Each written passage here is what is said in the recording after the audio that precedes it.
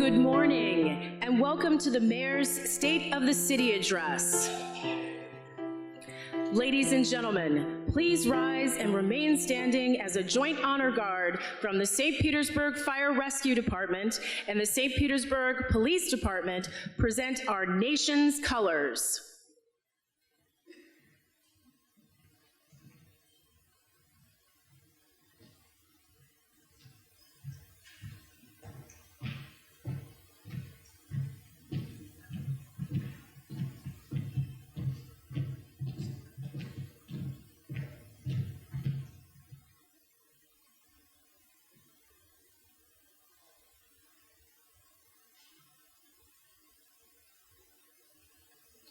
Please join me in welcoming Deneen Wyman to sing our national anthem.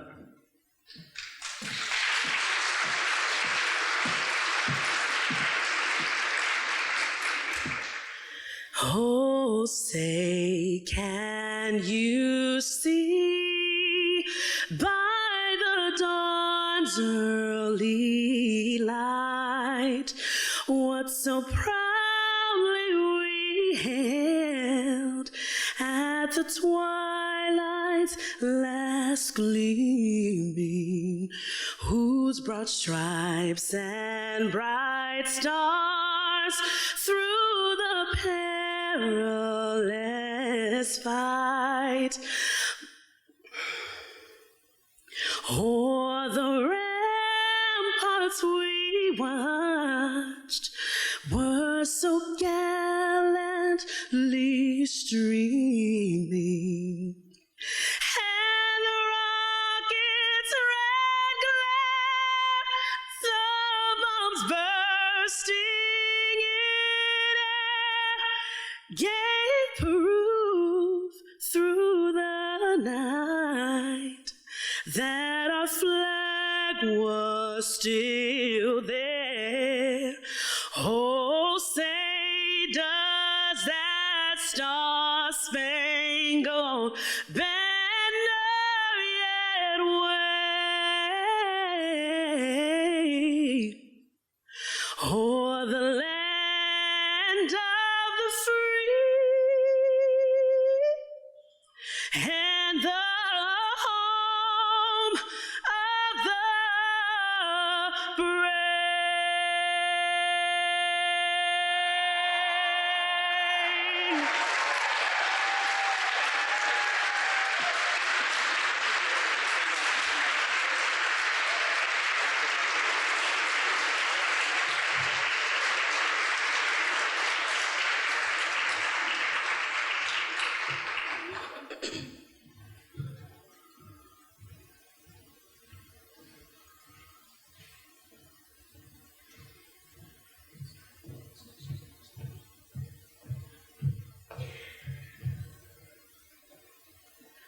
Please welcome to the stage Deputy Mayor Dr. Kanika Tomalin.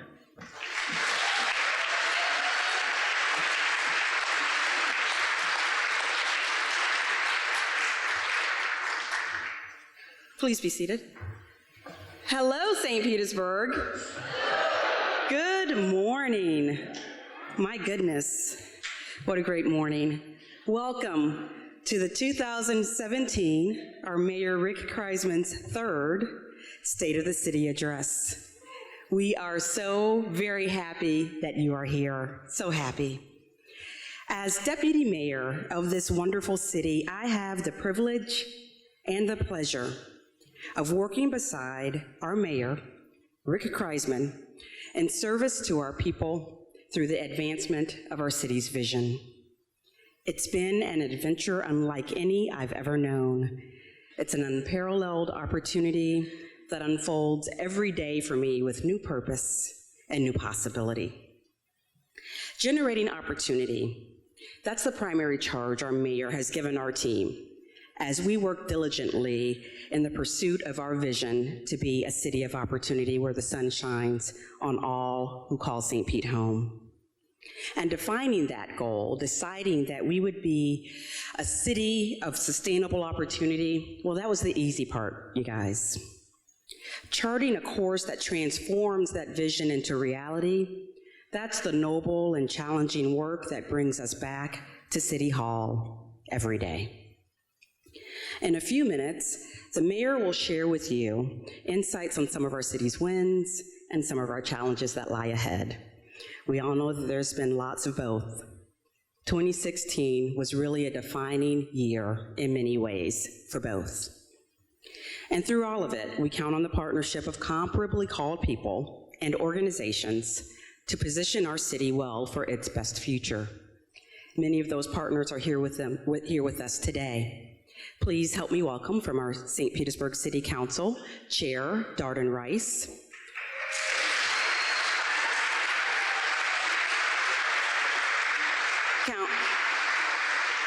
Council Member Lisa Willer-Bowman, Ed Montanari, Steve Cornell, Carl Nurse, and Charlie Gertis.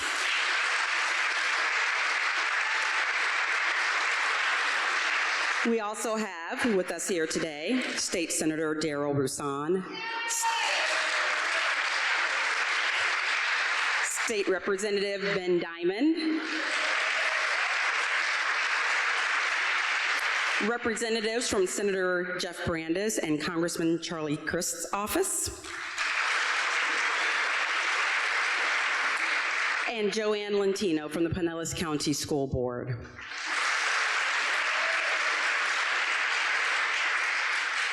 And a very special welcome and thank you to the St. Pete Suncoasters who served as today's ushers. It's our honor and our pleasure to serve beside you on behalf of our community. Thank you all for everything that you do, and thank you for being here.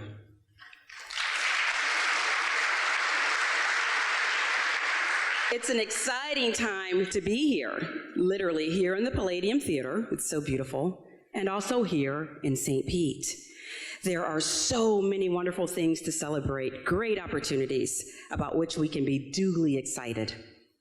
The new year brings a new chance to determine our city's destiny, to determine our trajectory with a renewed commitment to opportunity and optimism.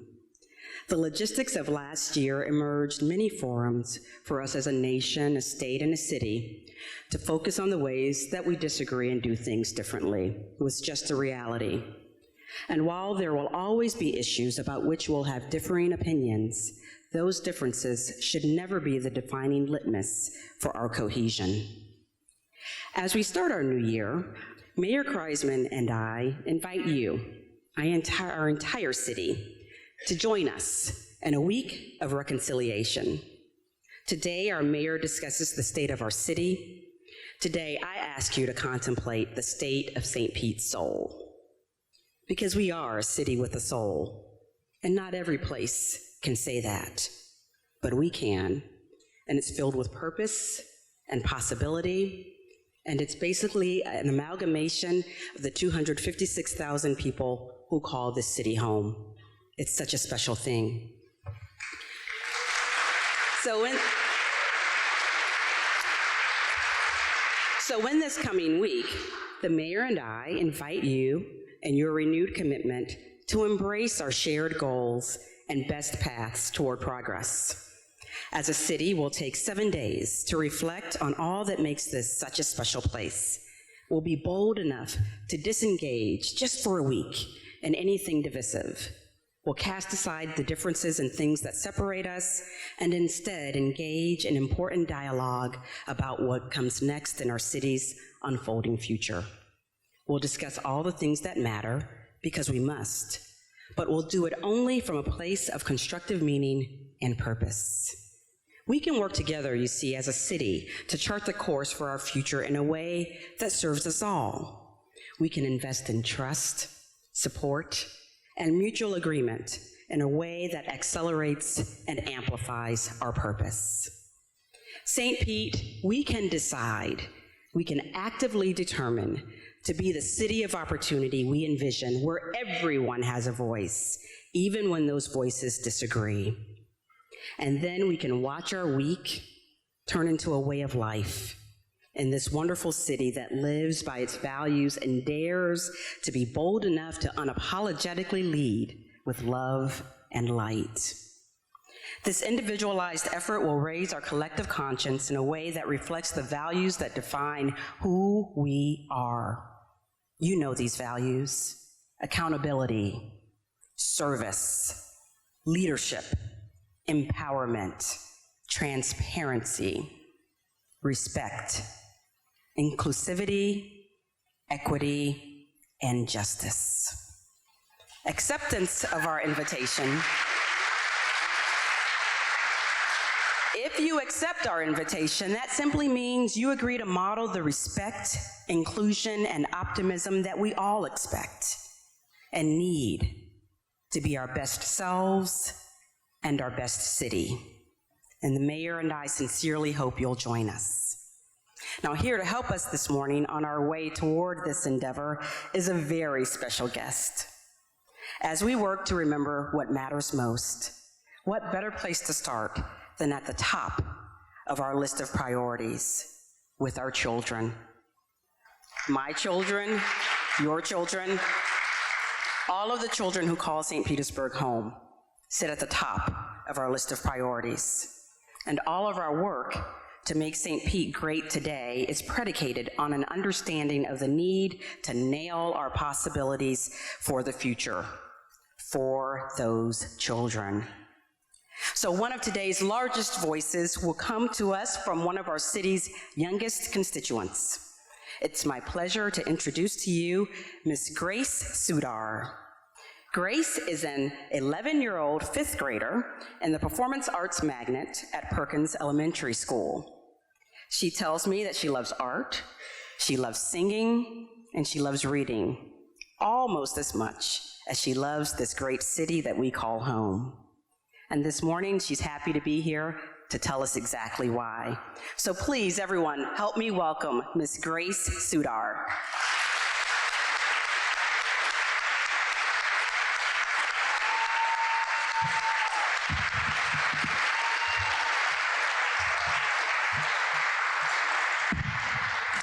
Good morning, everyone. My name is Grace Sudar. I live in Allendale Oaks neighborhood in St. Petersburg.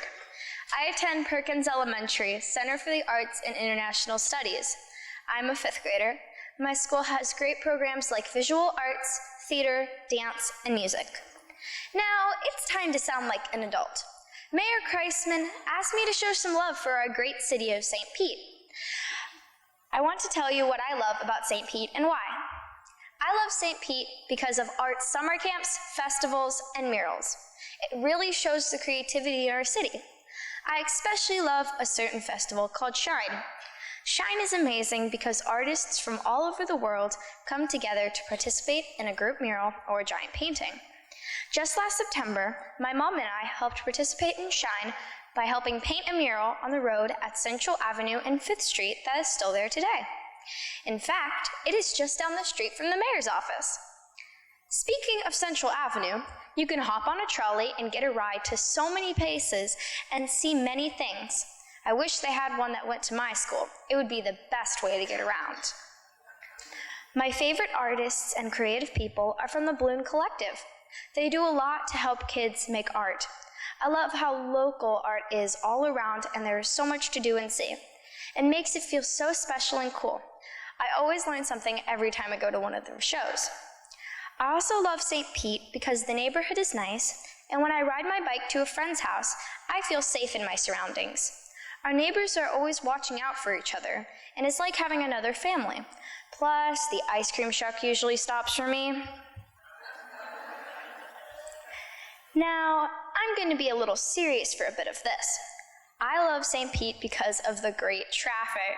I mean, come on, right? Think of the traffic here and the traffic in Los Angeles. Okay, that's a bit too much. The traffic here and the traffic in Tampa. You are almost always moving while in your car in St. Pete. Or is that just how my parents drive? Woohoo! St. Pete is also great because of downtown. I love going to go get gelato and walk to the movies. If I lived downtown, I wouldn't need a car to get around, except to go to school, of course. There are also these 2 banyan trees that everyone can climb on. Even parents and adults go climb to feel like a kid again. If you want to rest your feet, then consider the horse carriage ride downtown. The only thing to do is to save your money. I'm telling you, it's expensive, but it's worth it. Mayor Rick Kriseman asked me what I would do if I were mayor of St. Petersburg. First, let me say that so far, Mayor Kriseman has worked 16 years in many different roles of the government. There are over 3,000 people working for him, and I imagine that it's not easy being mayor. Let's give him a round of applause.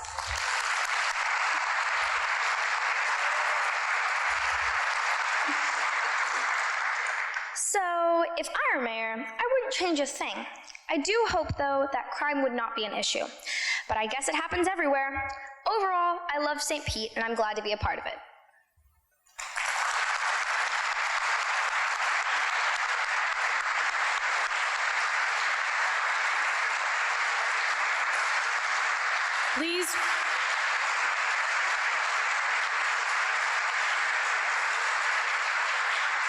Please welcome to the stage, representing District 4 and serving this year as the chair of your City Council, Darden Rice.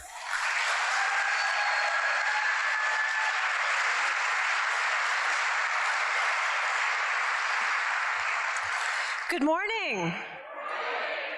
Good morning, citizens, neighbors, friends. Good morning to all the good people of St. Petersburg. I'm Darden Rice, and I'm the chair of St. Pete City Council. And I may be biased, but let me tell you, you have one of the best city council teams that we have seen in a long time.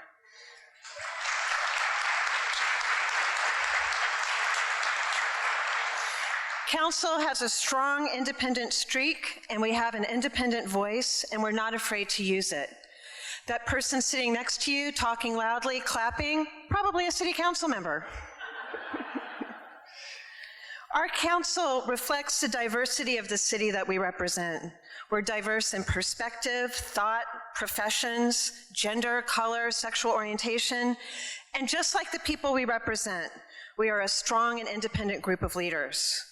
It's our role to discuss, debate, push and pull, all in the good civic spirit of getting better outcomes and making better decisions together for our city. And our thoughtful debate, I see it as a healthy civic sign of democracy at work, and it signifies our mutual respect for each other and the city we represent. We have many big issues for 2017. And at the top of the list is our job to move forward a focused plan to fix our sewer system, to fix our sewer system and to communicate this endeavor with swift actions, clarity, seriousness, and results. We have, of course, many other complex infrastructure needs, from job growth, transportation, housing, public safety, growth management, and balance for the environment. And importantly, we have people needs too. We know that a city that's not strong for everyone is a city that's not strong at all. So we take our responsibility to end poverty, racism, and homelessness to heart. They are bold plans, yes, but we have no choice but to be bold where injustice exists. And frankly, anything less than bold is not going to cut it. It's not just City Council who's dedicated to defending these values. Our mayor is too. I have known Rick Kriseman many years, and our mayor has a big heart. He's not afraid to tackle the big issues. And he has taken serious steps on measures that have been long ignored or dismissed. And he took over a city suffering from the impacts of a bad economy and low morale. And although there will be honest disagreements and legitimate points of view from time to time, we can't forget the size or the importance of the task our new administration has taken on. And through it all, I have seen our mayor time and time again stand up for what is right and to promote the vision of what the best of what St. Pete can be.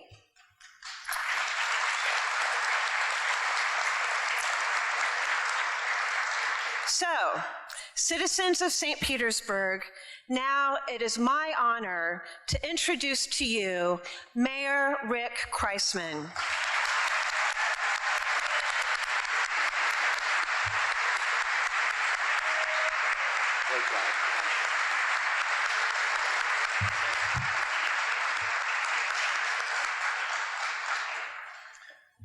Well, good morning, St. Pete. My thanks to Chairwoman Darden Rice for that introduction.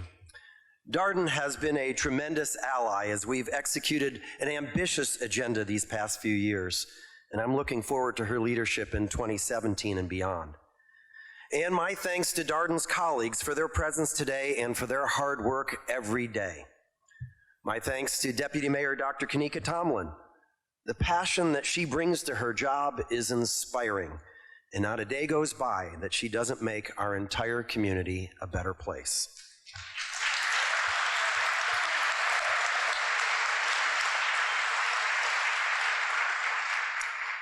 I want to thank Grace Sudar, her parents Jen and Darren, and her teachers at Perkins Elementary. Wasn't she outstanding?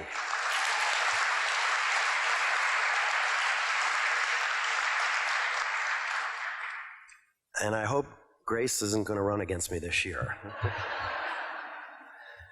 Finally, before I start, I want to recognize my Youth Congress and thank them for joining us again this year. If you all would please stand to be recognized.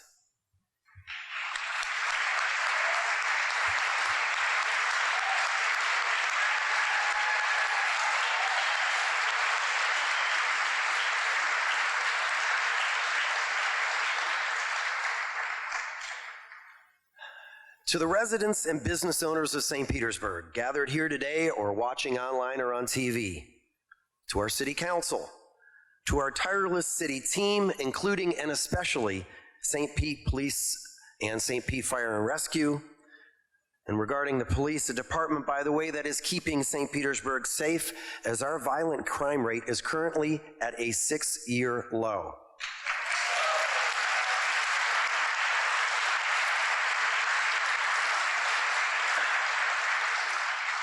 January 2nd, 2014 was the day I became your mayor and the day we began this journey toward our collective vision.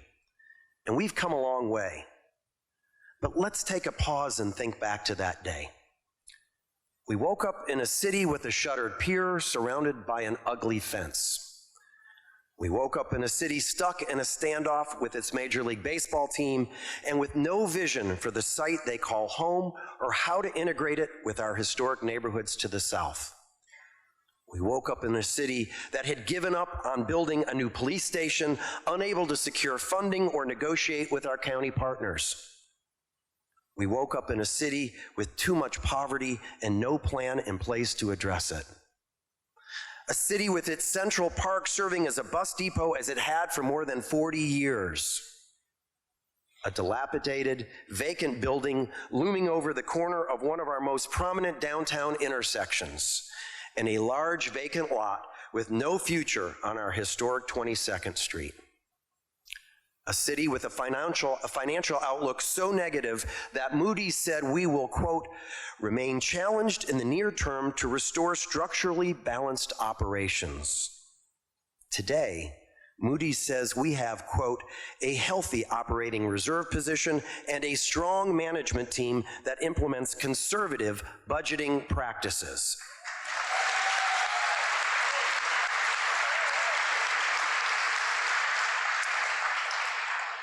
The Fiscal Times just ranked St. Pete as Florida's financially strongest city.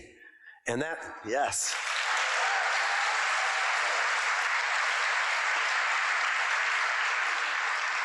And that's thanks to great work from a talented budget and financing team.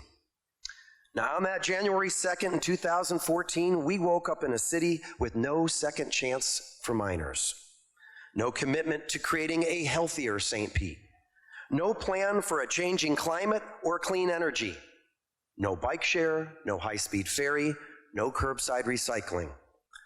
a city with no economic development corporation to help us compete and grow smarter.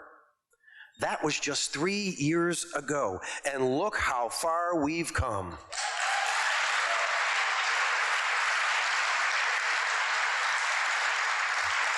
And we've done it together. Each of these strides moves us closer to being the city we envision, an innovative, creative, and competitive community of opportunity. And looking back to appreciate, to learn, to take stock is important, but there's so much left to do. As you know, there are new challenges unforeseen just 3 years ago. Now, I began my remarks last year by calling attention to a spate of gun violence that closed out 2015. I pledged to address the risk factors that affect our children and young adults, to do our very best, given the limitations put on us, to end gun violence, to work with our city council, our city team, and our community to intervene before a fatal decision is made. And so, we launched the Not My Sons campaign, a grassroots community effort specifically designed to protect and encourage our African American boys and young men, and to ensure that the summer of 16 and beyond looked different than that of 2015. This campaign, an important program in our larger portfolio of urban affairs initiatives called My Brothers and Sisters Keeper, brought us together the evening of June 30th to simply do more. Parents took a pledge to intimately involve themselves in defining details of their children's lives.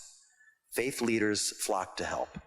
Neighborhoods declared, "Not my son." The young men whose lives we so highly value affirmed their own self-worth. And since that June kickoff, not a single teenager has killed or been killed in the city of St. Petersburg.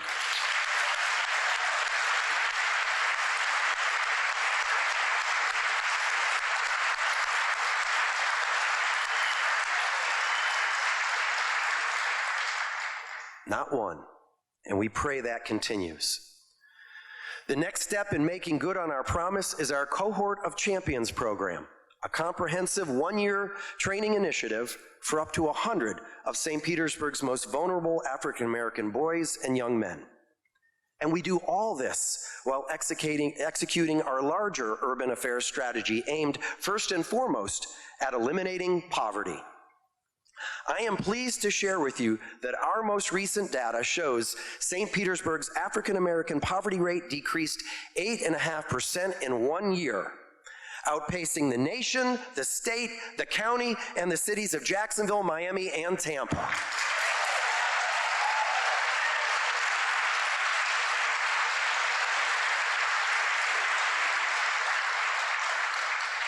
We have a family here today that has recently been lifted out of poverty thanks to the work of so many. Artavia Walker and Janae Brown, would you please stand and be recognized?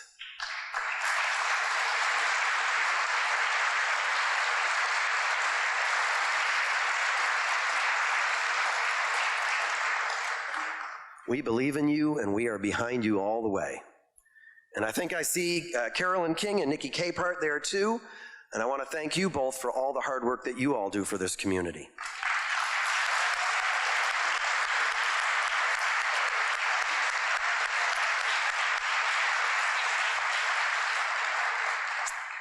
In fact, our overall unemployment rate is also outpacing our nation and our state, which wasn't the case just a few years ago.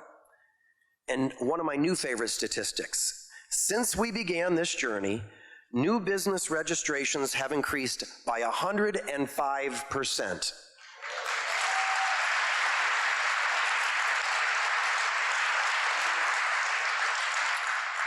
And here's the really cool part. Gains have been most robust in South St. Pete, especially within our new community redevelopment area, where the number of business registrations has increased by 174%.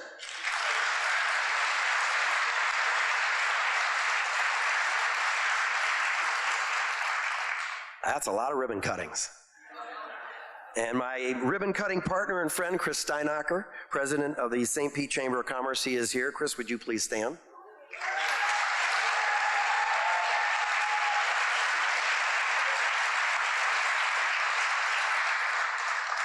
Chris and I like to cut ribbons, and then we cut the red tape to help our businesses thrive. So I want to thank you, Chris, for being a great partner in both expected and unexpected ways. Our working together is really making a difference.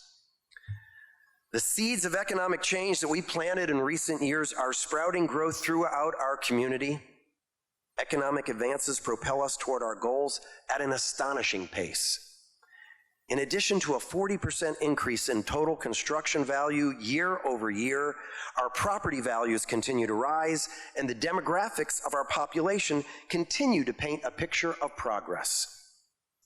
And while St. Pete's skyline continues to transform, our expert economic development team, led by Alan Delisle, is working hard to make sure our city's growth keeps its distinguishing character in mind, that we honor our past while we pursue our future.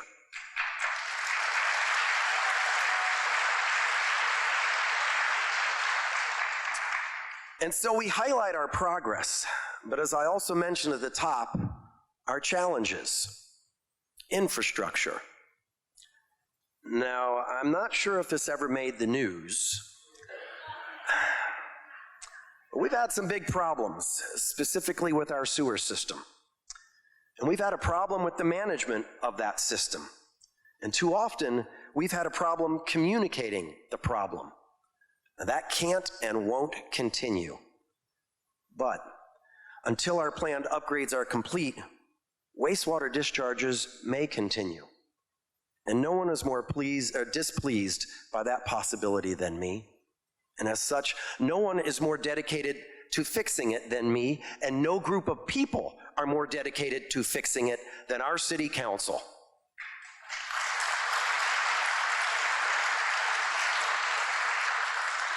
And that's why we are preparing to spend hundreds of millions of dollars. And in fact, work has already begun, with nearly $14 million spent since October.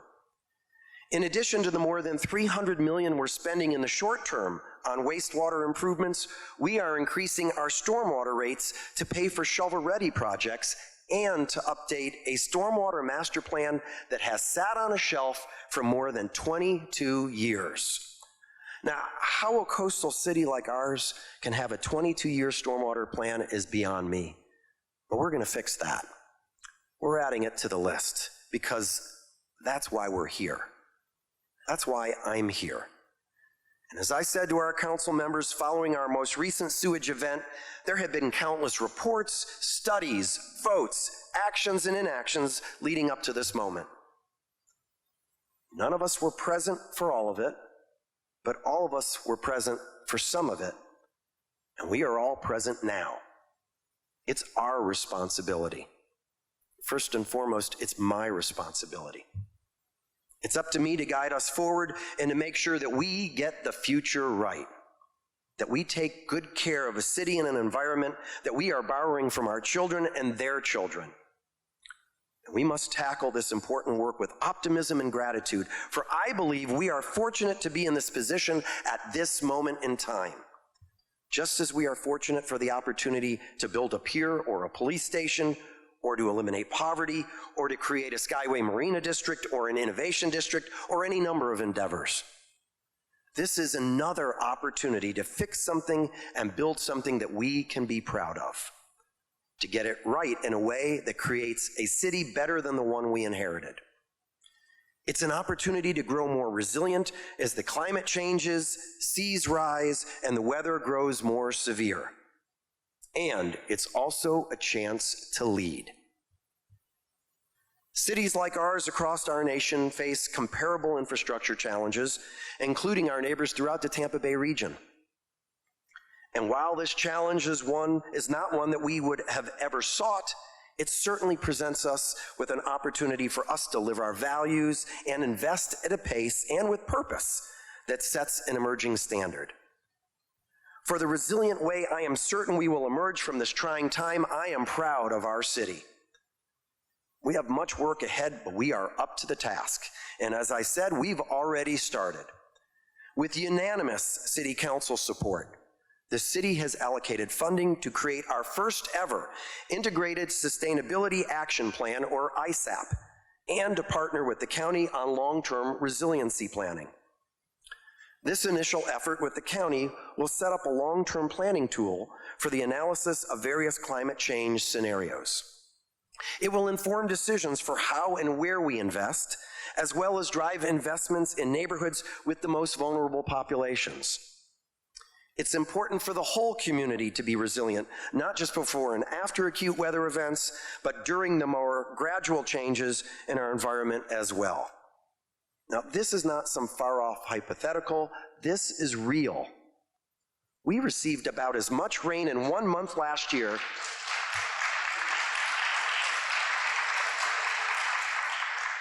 We received about as much rain in 1 month last year as we normally do in 6 months.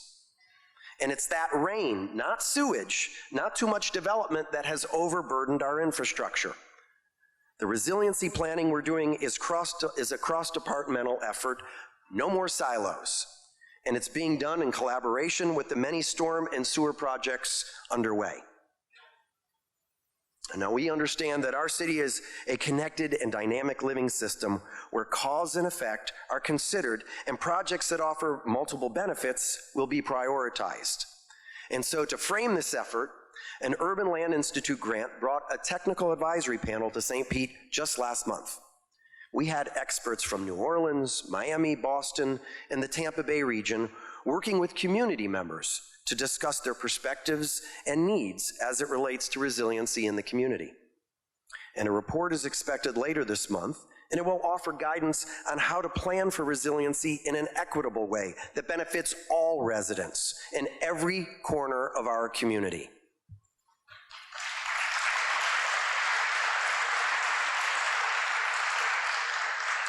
Now, the funding allocation is not only for planning efforts, but also for early implementation projects as well. An energy efficiency analysis for city facilities is underway and will result in projects to reduce our energy consumption.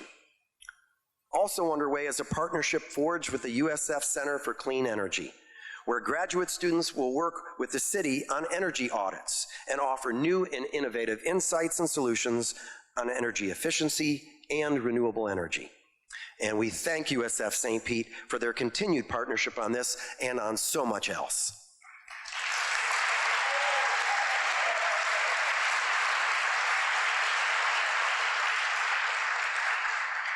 And finally, at the end of 2016, St. Petersburg became one of only 58 communities in the nation to complete a rigorous STAR certification process. Now, STAR is a nationally recognized community rating system where a third party verifies our measured actions for community-wide sustainability. And I am proud to announce this morning that for the first time, that we have qualified as a 3-star community and are now recognized nationally for sustainability leadership.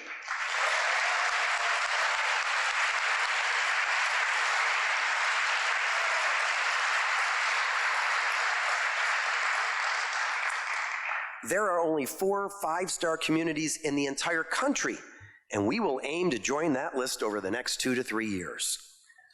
Now, beyond STAR, we have made bold and challenging commitments to sustainability on behalf of the city. We signed on to a national campaign to transition to 100% clean energy.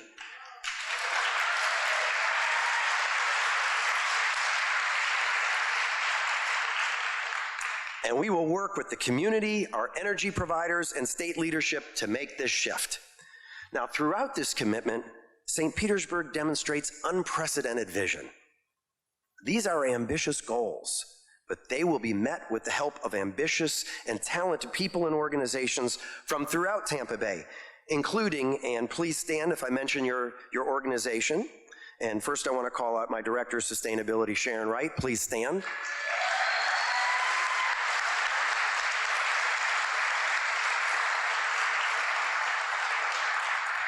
USF St. Pete, USF Tampa and the College of Marine Science, Eckerd College, St. Petersburg College, the Tampa Bay Estuary Program, the NAACP, the 2020 Task Force, the St. Petersburg Sustainability Council, the Chamber of Commerce, the Sustainable Urban Agriculture Coalition, the Sierra Club, and the Council of Churches. Give them a big round of applause, please.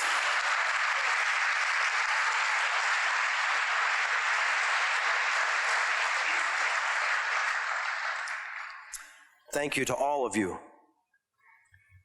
Now, a shining example of sustainability will be the new St. Pete Pier, which not only will be built by the end of next year, but will be built above FEMA's elevation requirements.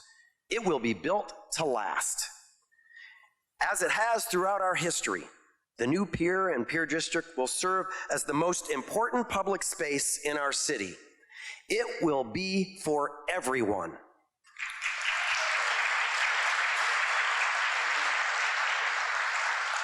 It will serve as a great equalizer by bringing our diverse community together and encouraging interaction with each other and our environment. From walking and biking to kayaking and paddleboarding, it will help our residents develop and maintain healthy lifestyles. It will be a place to discover and to learn, a place for people to take it outside. And as a unique extension of our iconic waterfront park system, it will again be an integral part of our advertising arsenal. It will be worth it, St. Pete. It will be worth our time and our money.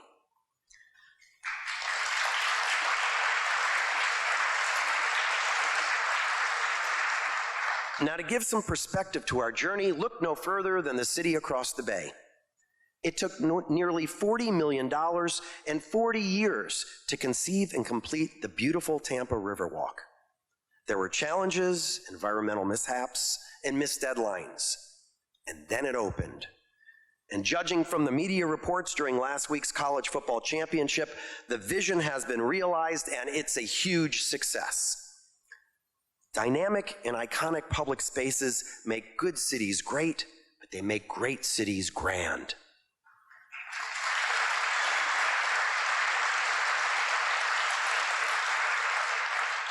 As the Tampa Bay Times once wrote, such spaces are, quote, often criticized by those who dislike the design, cost, or location. The Gateway Arch, Millennium Park, the Space Needle, all were controversial, but looked toward the future and created exciting public spaces that will be enjoyed for generations, end quote. We are creating such a space. It will be enjoyed for generations by everyone who cares to come, and that makes me proud. Our focus on public spaces and increasing access and equity in our community is not limited to our downtown or Pier District. For example, since 2014, we've added approximately 40 acres of green space to our city for recreation and preservation purposes.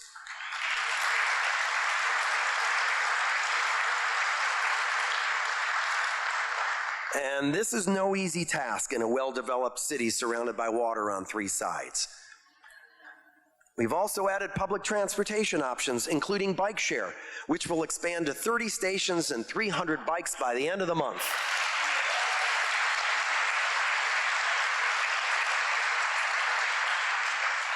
In bike share's second month, nearly 1,500 trips were taken for a total of 4,500 miles. And hopefully some of you in the audience or watching at home contributed to those trips taken. Now, our heat map shows that some have traveled from our downtown all the way to Weeden Island. No, that wasn't me. And while Smart Growth America ranks St. Pete's downtown as one of the best for walking and biking, with a score of 91 for each, we still have plans to make St. Pete an even friendlier city for cyclists.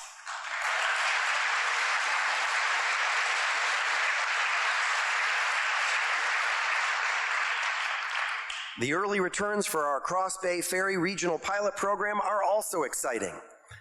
The ferry had more than 13,000 passengers in its first 2 months, and the last week of December saw weekday ridership numbers rise to the same level as the popular weekends. Now, we don't know yet if this pilot program will warrant an attempt at establishing a permanent ferry service. Much of that will depend on the demand our community creates. But we are learning a lot, and it's better than any written study. And we're providing our residents and our visitors with an easy breezy way to travel between St. Pete and Tampa.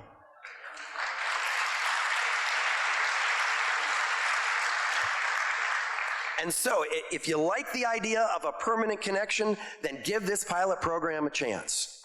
Visit crossbayferry.com to book your trip, and remember, free parking is available adjacent to the ferry right next to our Museum of History. Sorry for the commercial.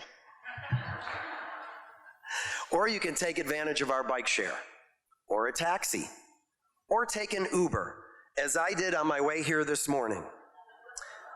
In fact, I rode in a Lexus driven by Kimberly. Now, I want to be clear. I am a proponent of ride sharing.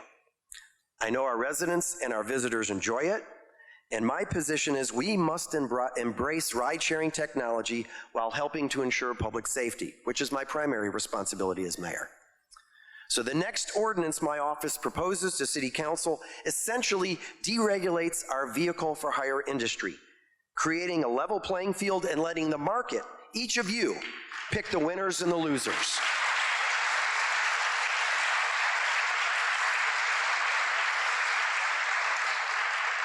Now, we will, however, be incentivizing Uber, Lyft, and the taxi industry to go through our standard process, but we will not mandate it. Ultimately, each of us will have the freedom to decide whether we want to ride in a vehicle with the city's seal of approval or without one. Like many innovations, ride-sharing technology is disruptive, and disruption is a catalyst for change, and that change can be positive. If this proposed ordinance passes and works, St. Petersburg will be a leader. We will have resolved a complicated matter that many communities, even our state legislature, are still wrestling with. And if it doesn't work, that's okay too. As I said on January 2nd morning in 2014, we're not afraid to take bold actions or to make mistakes. We will make them, and we will learn from them. And finally, speaking of disruption, I want to conclude with a few thoughts about the defining election with which we closed 2016. It was a long year. Many things were said, more things were felt. A dividing fault line fractured the cohesive feelings that are a signature of our nation's culture and followed a path from the nation's headlines into each of our homes. As you may know, I've been a little critical of Mr. Trump.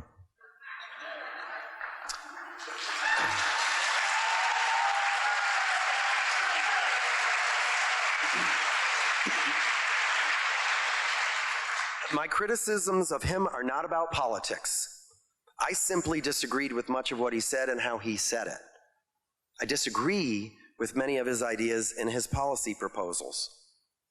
I believe the things he says and does are hurtful to St. Petersburg and to the diverse and wonderful people who call our city home.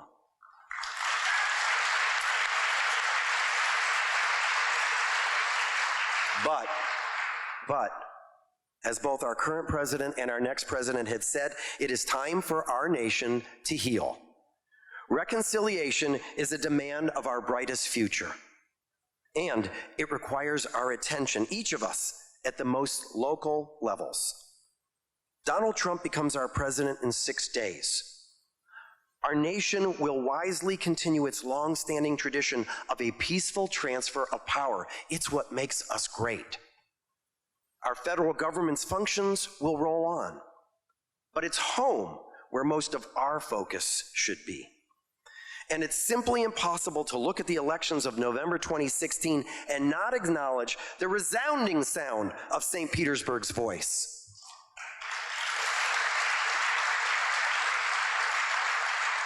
As a city, we chose continued progress, values-based leadership, inclusivity, and equity. A president was elected, but so were a congressman and a state senator who live in and love St. Petersburg. Senator Kriseman, would you please stand again so we can give you a round of applause?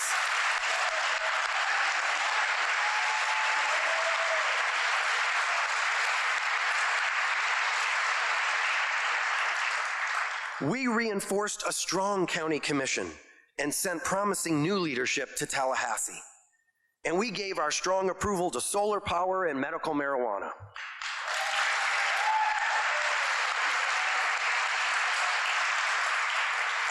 There is much reconciliation that needs to occur on a national level, but it's important to acknowledge how promising our landscape remains on the local level, right here in the Burgh. And it's particularly important to remember that the nonpartisan positions of mayor and city council will remain focused on policy, not politics.